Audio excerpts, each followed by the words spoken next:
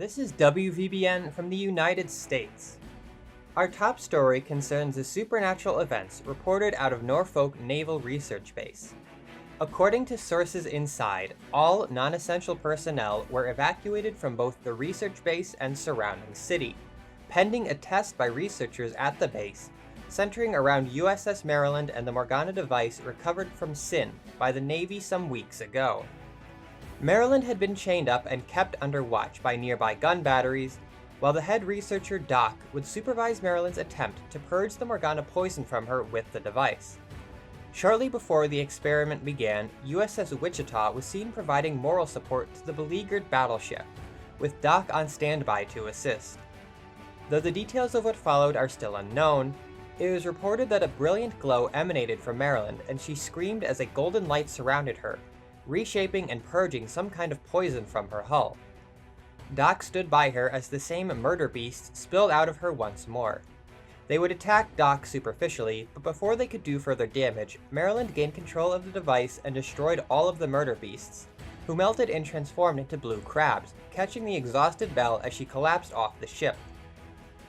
Doc was taken to a nearby medical facility, and Maryland herself now sported a new look, reinforced by cleansed Morgana magic and in full control of herself at long last.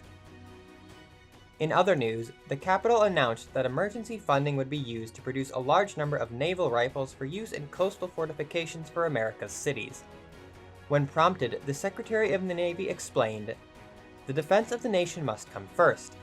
Yes, these guns are desperately needed for our ships, but the stark reality is that we would need a fleet 10 times our current size to adequately defend all of America's coastline. Arming our existing fortifications secures as many of our people as possible as quickly as possible." When asked why the United States was not instead building such a fleet, he promptly responded that they were before leaving. With the news that a company of US Marines was stranded on Guam protecting a number of surviving civilians, a task force was quickly and quietly assembled to perform a submarine infiltration to reinforce them before the grand assault on the island. Nicknamed V Company, the unit was assembled aboard the submarines Perch and Pickerel, assisted by the USS Canopus as their operating vessel.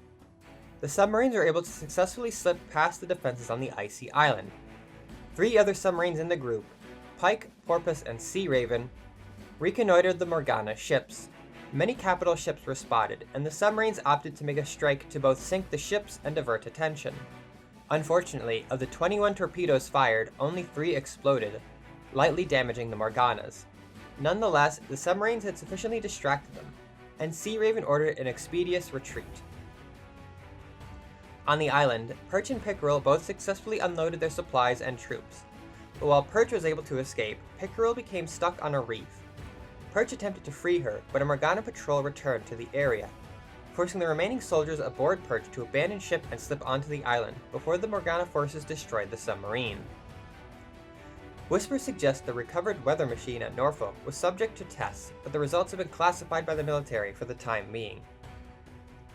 The Pacific Fleet en route to the Philippines increased its pace after hearing word of the happenings at Guam. Though the first week out of Pearl Harbor was uneventful, stormy clouds forced the fleet to divert north to avoid them. It was there they ran into a Morgana force, leading to a prolonged skirmish that saw the Morgana driven off, but with damage suffered to a number of vessels. None were crippling, though Preston had her bow torn off and speed halved. This has been WVBN from the United States.